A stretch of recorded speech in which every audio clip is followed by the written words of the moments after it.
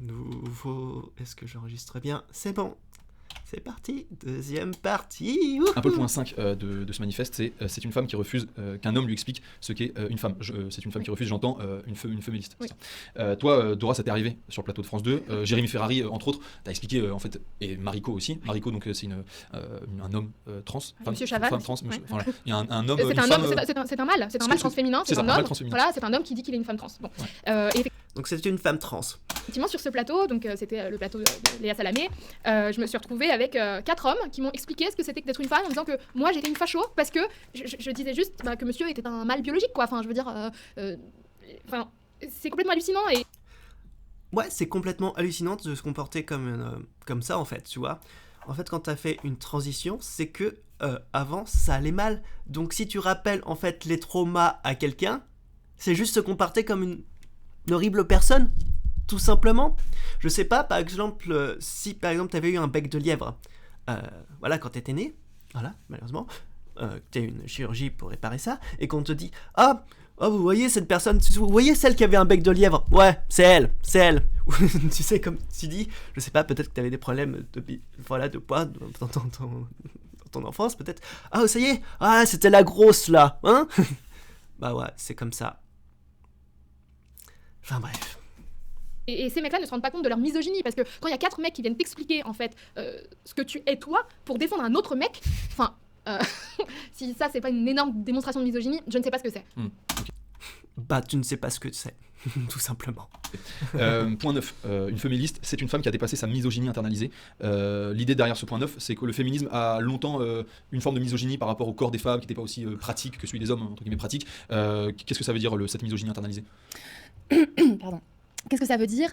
Ça veut dire qu'actuellement, nous, quand on dit que les femmes sont des femelles, on nous répond que c'est une insulte, que c'est rabaissant, que c'est humiliant et qu'on réduit les femmes à leur corps. Alors nous, ce qu'on dit, c'est que non, on ne réduit pas les femmes à leur corps, on définit les femmes par leur corps. Voilà.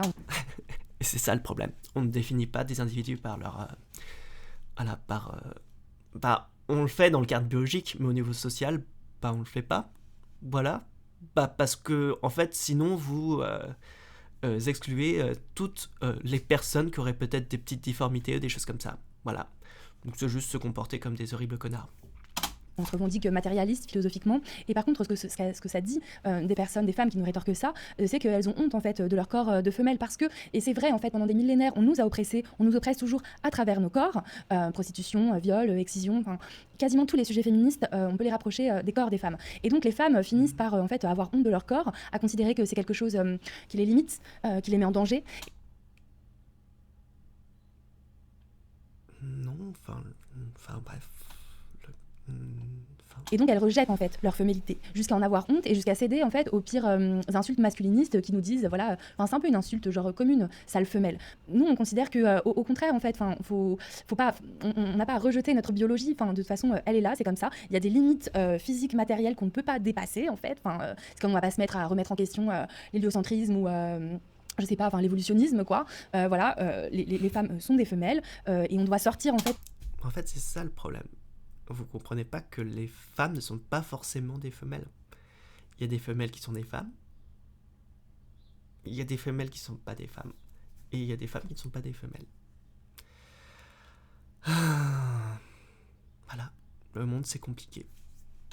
De cette honte. Et après, sur la question de la misogynie internalisée, c'est aussi malheureusement la cause de nombreuses transitions de femmes. On sait qu'aujourd'hui... Non et non. Je suis désolé de vous dire, mais si vous pensez que en transitionnant la hit sera plus facile, ce n'est pas une dysphorie de genre en fait. La dysphorie de genre, c'est par exemple des femmes qui sont terrorisées à te voir leur poitrine pousser, qui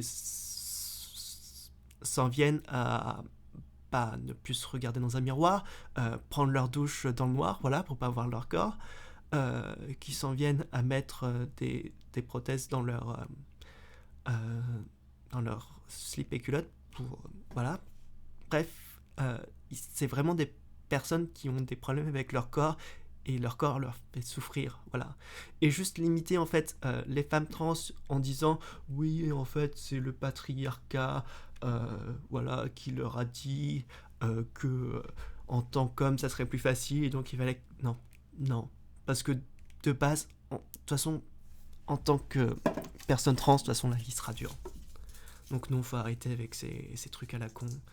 Et non, les femmes qui transitionnent vers... oui, les femmes qui font des transitions pour devenir des hommes, bah non, ce ne sont pas des personnes qui ont intégré la misogynie, non, au contraire. Et souvent, en fait, ce sont des personnes qui sont de base, qui sont très féministes et qui justement luttent et parlent beaucoup justement de ce qu'ils ressentent. Enfin bref.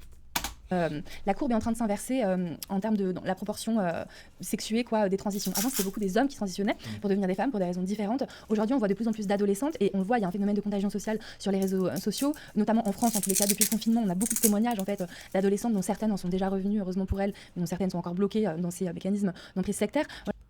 Emprise sectaire. Et non, en fait, avant, effectivement, il y avait beaucoup plus de transitions MTF, parce que les transitions FTM étaient méconnues par le grand public, voilà, et donc il y en avait très peu. Et aujourd'hui, il y a une augmentation, parce qu'en fait, tout simplement, c'est parce que il y avait beaucoup de femmes, en fait, qui avaient une dysphorie de genre, et quand tu sais pas qu'il y a une transition qui est possible pour que tu ailles mieux, tu transitionnes pas. Donc maintenant que voilà, les personnes trans sont mises en avant et que beaucoup de personnes, en fait, de femmes, voilà, qui ont une dysphorie de genre se disent tiens, moi aussi je peux faire une transition pour pouvoir aller bien et pour pouvoir vivre normalement. Voilà. Est-ce qu'il y a une contagion sur les réseaux sociaux? Je ne pense pas. Est-ce que certaines personnes peuvent se faire influencer sur les réseaux sociaux? C'est possible. Mais de là à parler de contagion, non. Non. Voilà. Voilà, pendant le confinement, il y a eu beaucoup d'adolescentes qui sont révélées gender fluid, non binaires ou hommes. Et en fait, nous, ce qu'on pense, c'est que avant de valider en fait finalement la dysphorie de genre, qui est un trouble psychiatrique, dont souffrent ces adolescentes, ce serait bien que le corps médical se pose aussi la question de pourquoi cette dysphorie de genre, et se rendre compte que finalement, souvent, la dysphorie de genre, elle est liée à une misogynie internalisée ou à une homophobie internalisée. Non, ce n'est pas comme ça que ça marche. Et ça serait bien en fait que tu poses des questions justement à tous ces psychiatres, ces médecins qui sont spécialisés, pour que tu comprennes ce que c'est que la dysphorie de genre, et que non, ce n'est pas de la misogynie. Non, c'est un problème psychiatrique et neurologique, la dysphorie de genre. Voilà, des personnes en souffrent. Point, à la ligne. Au bout d'un moment...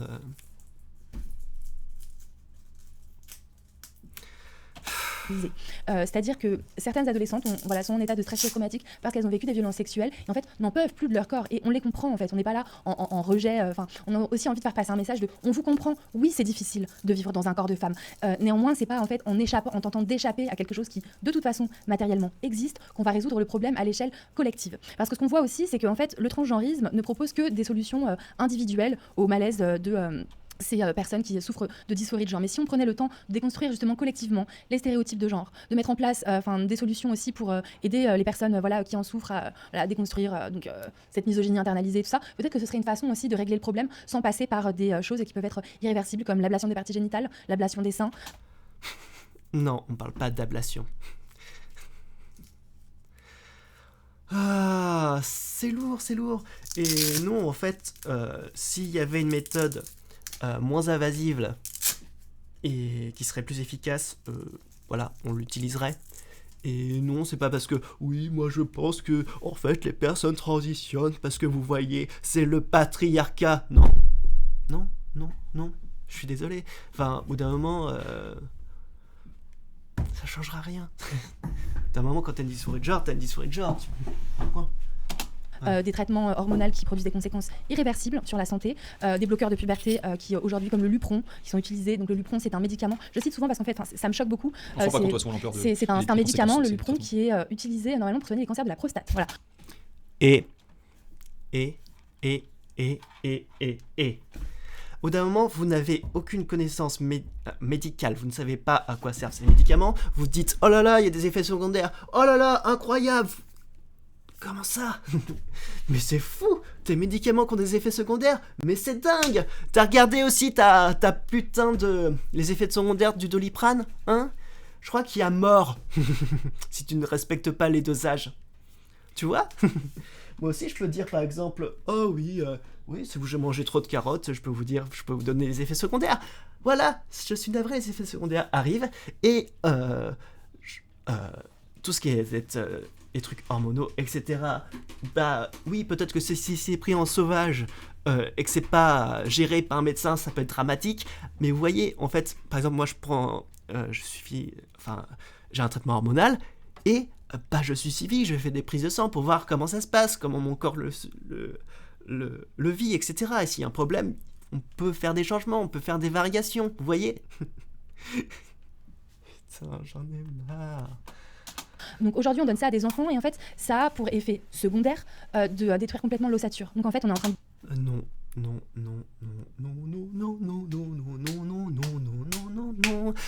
Déjà, on parle plus d'enfants parce que pour donner des bloqueurs de puberté, il faut être en puberté. Et quand on est en puberté, on devient un adolescent. Fin de l'histoire, c'est tout pour moi. Putain, mais réfléchissez, bordel de merde. Et non, les bloqueurs de puberté sont faits et... D'ailleurs, chose incroyable, les bloqueurs de puberté ne sont pas utilisés que chez les personnes trans, oui.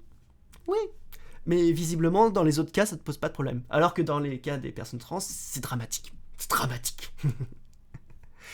C'est pareil pour les traitements hormonaux. Au bout d'un moment, tu sais que ta pilule, c'est les traitements hormonaux aussi, avec des effets secondaires. Mais plein de choses, en fait.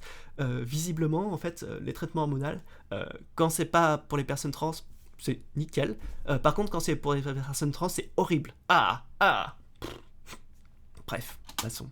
Détruire des générations qui souffrent de misogynie internalisée, on ferait mieux de régler ça en discutant, quoi. Pour revenir à la misogynie. Oui, en discutant, oui. C'est bien connu. C'est vrai. D'ailleurs, on réduit beaucoup. Par exemple, on soigne beaucoup les personnes qui sont schizophrènes juste en parlant. Pareil pour la dépression, juste en parlant comme ça, et hop, tous les problèmes s'en vont. Puis bientôt, on va faire des thérapies pour le cancer juste en parlant. Voilà. Parce que le cancer, ça serait peut-être dû à la misogynie internalisée. Qui sait? Misogynie, est-ce que toi, dans les manifestations où notamment tu as reçu des jets d'œufs ou même tu as été violenté, qu'est-ce que ça fait d'avoir en face de soi un homme trans, enfin une femme, un homme dans la peau d'une femme qui vient te voir? Une femme trans, putain, c'est pas compliqué de se comporter comme un être humain. Toi qui es une femme et qui te dit que t'es transphobe, dégage, barre-toi de la manif, qui est menaçante, qu'est-ce que ça fait? Quelle violence Moi, en l'occurrence, c'est plutôt, c'était des petites gamines de 15 ans qui m'ont balancé des œufs au visage et qui m'ont frappé. Donc, qu'est-ce que ça fait? Je suis désolée, mais il y a un peu un côté où aussi, moi j'ai 30 ans, ça fait 10 ans que je milite, les gamines... non, je veux pas être condescendante envers elles parce que... T'es condescendante envers elles. Mais bon, elles ont lu 2 posts sur Instagram et voilà, désolée, mais moi si je tiens ces positions aujourd'hui et si je prends les risques que je prends parce que... c'est parce que t'as lu 2 posts sur Instagram et que tu t'es même pas renseigné sur la dysphorie de genre. Sérieusement, au bout d'un moment, quand vous parlez d'un sujet, le minimum c'est de se renseigner, d'accord? Et sur des sources fiables, d'accord? C'est pas compliqué, hein? Vous tapez dysphorie de genre, vous allez sur un site... je sais pas, sur... renseigner auprès d'instituts... de médecine, etc. Vous renseignez sur des papiers de recherche, sur la transidentité, etc. Vous n'allez pas vous dire, voir votre copine dire « Oh, alors moi, tu vois, le mouvement trans, je le vois trop comme ça. Les conséquences sur nos vies, elles sont hardcore. C'est parce que j'ai... Non, les conséquences sur vos vies, il n'y a rien. Par contre, les conséquences sur les vies des personnes trans, elles sont horribles, ouais. Par exemple, on peut dire, par exemple, je vais y arriver, en Angleterre. Au Royaume-Uni. Ouais, exact. Par exemple, les bloqueurs de puberté sont autorisés à partir de 16 ans. Wouhou! Donc comme ça, quand t'as fini ta puberté, tu peux avoir des bloqueurs de puberté. Wouhou! Mais c'est trop bien! Super! Vous allez peut-être gâcher la vie de plusieurs personnes trans, qui, grâce à ces bloqueurs de puberté, auraient pu éviter d'avoir des opérations chirurgicales. Mais bon, on s'en bat les couilles, parce que t'as lu un post sur Instagram en disant « Oh là là, les bloqueurs de puberté, c'est terrible! Ça laisse des effets indésirables. » réfléchis un peu plus que 5 minutes, quoi. Et que pour moi, l'enjeu, en fait, il est sérieux et il dépasse ma petite personne. Et que voilà. Ouais, ce sujet est hyper sérieux. Et il faut arrêter que vous pensez que votre cul, c'est comme ça que le monde fonctionne, d'accord ? La dysphorie de genre, ça existe, d'accord ? Il y a des personnes qui sont non-binaires, etc. Mais toi, tout ce que tu fais, c'est se dire, ma vision du monde, c'est ça. Et c'est comme ça. Et je vais interdire aux personnes trans d'être des personnes trans parce que moi, je pense que moi, je sais que moi, je pense que la dysphorie de genre, c'est ça. Ça serait un truc misogyne. Alors, je sors l'explication de mon cul parce que, c'est moi et que moi, j'ai raison. Et qui est nombriliste ? Si je pensais, c'est qu'il y a une raison, et c'est peut-être de considérer ça, quoi. Je me suis sentie un peu insultée, en fait, par des gens qui n'ont pas beaucoup réfléchi. Il y a beaucoup de personnes trans qui font beaucoup de bruit en ligne. Personnes qui n'ont pas beaucoup réfléchi, vous voyez. Alors que moi, j'ai vachement tourné dans ma tête, et je me suis dit, oh là là là là, un problème médical. Que nenni. Ça vient forcément du sexisme. Mais dans la vraie vie, moi jusqu'à là, j'ai jamais été agressée physiquement. J'aime bien, dans la vraie vie. Navré en fait, je sais pas si vous êtes au courant, mais Internet c'est une extension de la vie. Ce n'est pas une vie parallèle, c'est la vie. D'accord ? Et malheureusement, c'est ce qu'utilisent beaucoup de personnes pour justifier en fait leurs insultes, etc. Ils se disent, oh, c'est pas grave, c'est pas la vraie vie. Mais si, parce que ce que tu écris sur Internet et ce que tu dis sur Internet, ça a un impact sur des personnes qui sont dans la vraie vie. D'accord ? Et toutes les conneries que tu te racontes ont des impacts sur des personnes trans qui vivent dans la vraie vie. Directement, mais il y a quand même Caroline Eliachev et Céline Masson qui récemment se sont pris des excréments sur la tête, des excréments dessus parce qu'elles ont fait une conférence, elles ont écrit un livre qui s'appelle La fabrique de l'enfant transgenre. Oui, c'est triste. Et tu veux quoi, savoir quoi ? Le nombre de personnes trans qui se font agresser, tuer, etc. juste parce que ce sont des personnes trans. T'y penses ? Mais ça, c'est vrai, on s'en fout. Après tout, nous sommes juste des abominations. Et on voit au bout d'un moment, je ne te rends pas compte, mais si t'es une personne trans sur les réseaux sociaux, c'est pas facile. C'est vraiment pas facile. Il y en a surtout pour les personnes connues, qui ont des insultes, etc., qui ont des menaces de mort, et ça peut aller très très très très très très très très très très loin. Enfin bref. très très souvent des vidéos de féministes en Angleterre et dans d'autres pays qui se font arracher des pancartes en manif par des personnes cagoulées. Donc aujourd'hui, les transgenristes se cagoulent pour aller en manif. Et c'est dur de savoir si ce sont des femmes, des hommes. C'est bien aussi de prendre, tu vois, des petites dérives comme ça. Donc il y a des gens en cagoule. Donc ce sont forcément des personnes trans. Mais putain. Derrière ces C'est cagoules. des militantes sans doute un peu dans la fougue de l'âge du début du militantisme sans doute. Oui, et c'est très dur d'identifier clairement qui sont ceux qui physiquement frappent. Quoi. Ok. Un autre sujet, le point 10, une féministe c'est une femme qui s'oppose à l'homophobie woke. Alors pourquoi l'homophobie ? Qu'est-ce qu'elle vient faire ici ? Le transgenrisme, donc pour expliquer déjà ce que eux disent... Le transgenrisme, ça n'existe pas. Donc, ces militants nous parlent aujourd'hui de préférence génitale. Par préférence génitale, ils entendent en fait orientation sexuelle. Ce que jadis on appelait orientation asexuelle. Non, c'est parce que c'est plus compliqué en fait. C'est pas possible d'être aussi con. Qui est écrit dans la Constitution, voilà. Et donc les préférences... Et ce qui est écrit dans la Constitution, c'est peut-être la Constitution, on rappelle, hein, c'est pas tout jeune. Donc c'est forcément d'actualité. Génitale serait transphobe. Voilà. Et donc on se retrouve avec une situation où très concrètement, aujourd'hui on a régulièrement des femmes lesbiennes qui nous écrivent pour nous dire, voilà, dans mes milieux de rencontres, dans les bars lesbiens, dans voilà tout ça, on me dit que si je refuse d'avoir une relation avec une femme à pénis, je suis transphobe. Non, non, non, non, non, non et non. Qu'est-ce que t'as dit avant ? Préférence génitale. Alors maintenant, il faut que ça connecte au cerveau, tu vois. Et oui, il n'y a pas de problème, tu peux avoir des préférences génitales. Par exemple, si t'es une femme lesbienne et tu ne veux pas d'un rapport avec une femme qui a un pénis, il n'y a pas de problème, tu n'es pas transphobe. Waouh, mais c'est incroyable, dis donc. Oh. Et donc ça produit en fait un harcèlement quoi, envers les lesbiennes en particulier, puisque curieusement on entend beaucoup moins les hommes gays sur cette question. Apparemment il y a quand même moins de...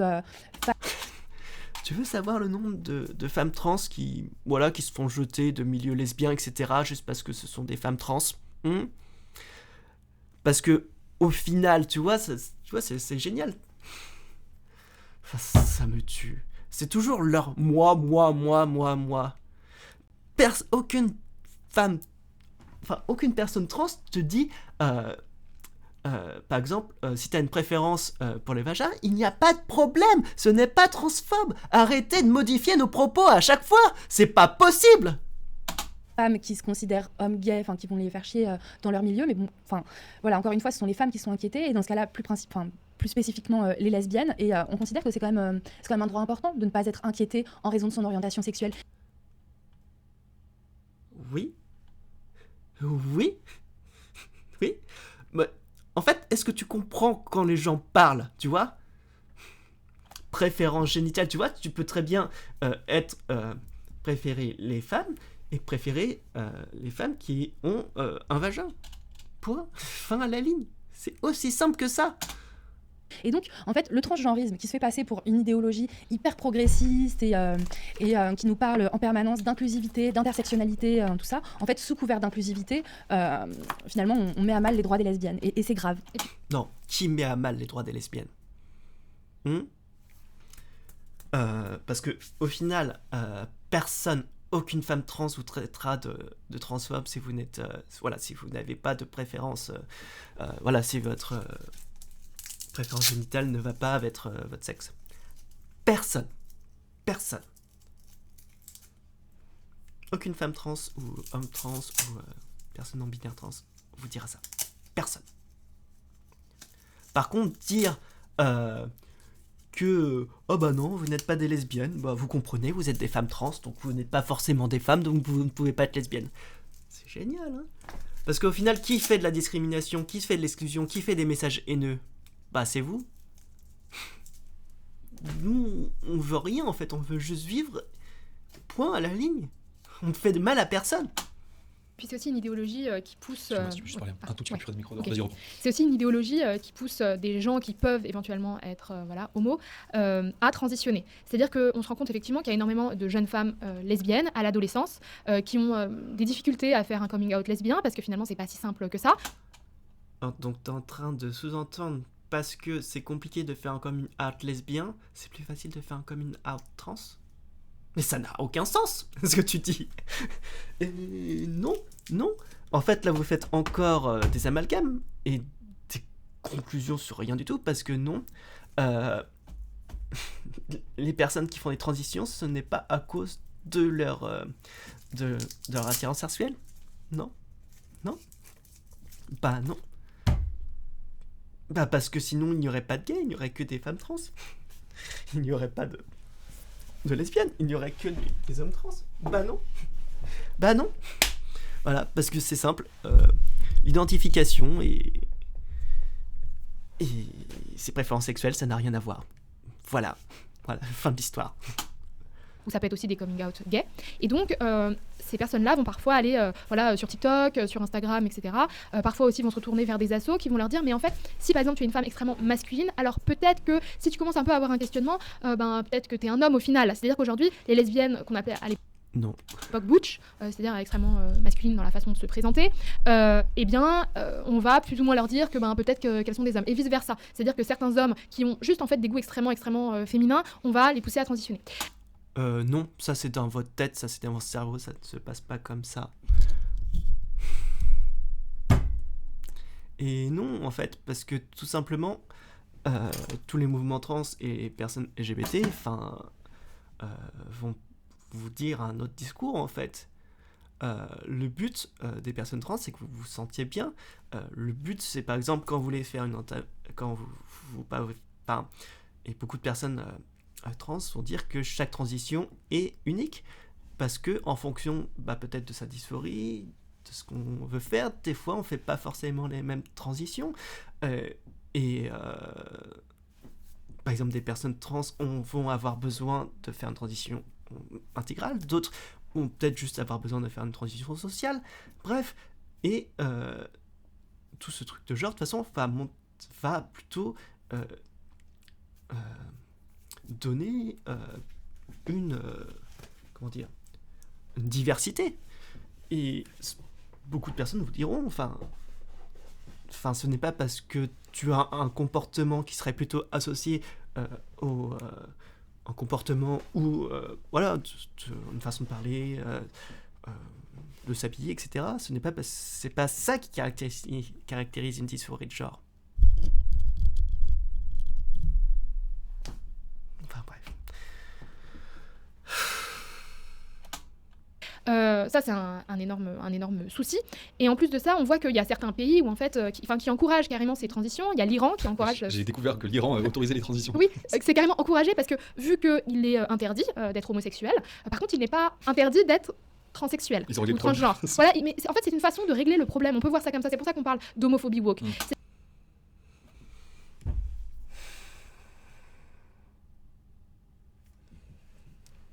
Qu'est-ce que vous voulez que je vous dise ? Vous pensez vraiment que prendre l'Iran comme exemple, c'est incroyable ? Sérieux ? L'homophobie woke.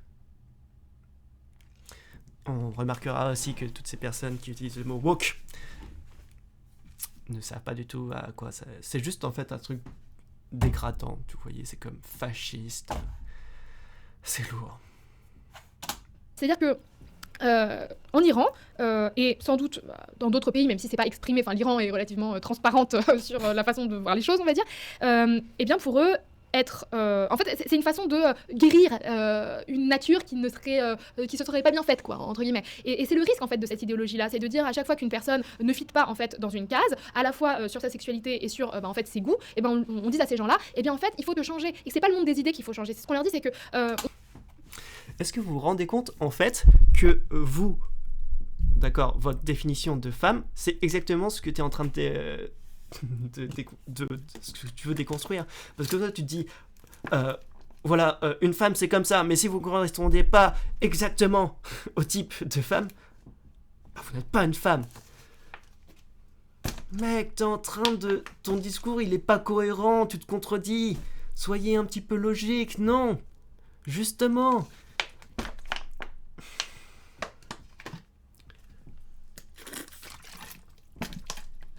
Les personnes transgenres sont contre ces trucs de nomination, comme quoi il faudrait faire ci, faire ça, et d'avoir des normes très strictes pour avoir des cases, pour s'identifier comme ci, comme ça. C'est justement, enfin...